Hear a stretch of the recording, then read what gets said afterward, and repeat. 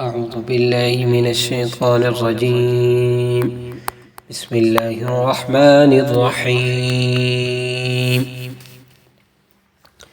تبارك الذي بيده الملك وهو على كل شيء قدير، الذي خلق الموت والحياة ليبلوكم أيكم أحسن عملا، وهو العزيز الغفور، الذي خلق 7 سماوات طباقا، ما ترى في خلق الرحمن من تفاوت، فارجع البصر هل ترى من فطور، ثم ارجع البصر كرتين ينقلب إليك البصر خاسئا وهو حسير، ولقد زينا السماء الدنيا بمصابيح وجعلناها رجوما للشياطين وأعتدنا لهم عذاب السعير، وللذين كفروا بربهم عذاب جهنم وبئس المصير.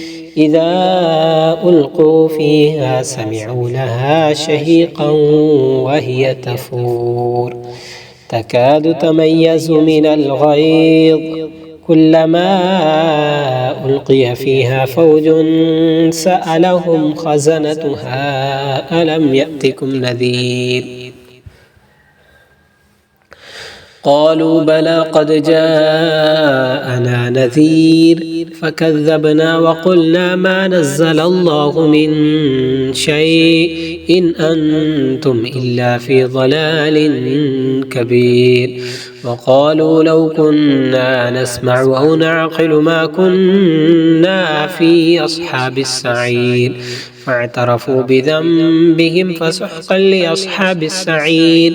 إن الذين يخشون ربهم بالغيب لهم مغفرة وأجر كبير، وأسروا قولكم أو اجهروا به إنه عليم بذات الصدور، ألا يعلم من خلق وهو اللطيف الخبير. هو الذي جعل لكم الأرض ذلولا فامشوا في مناكبها وكلوا من رزقه وإليه النشور.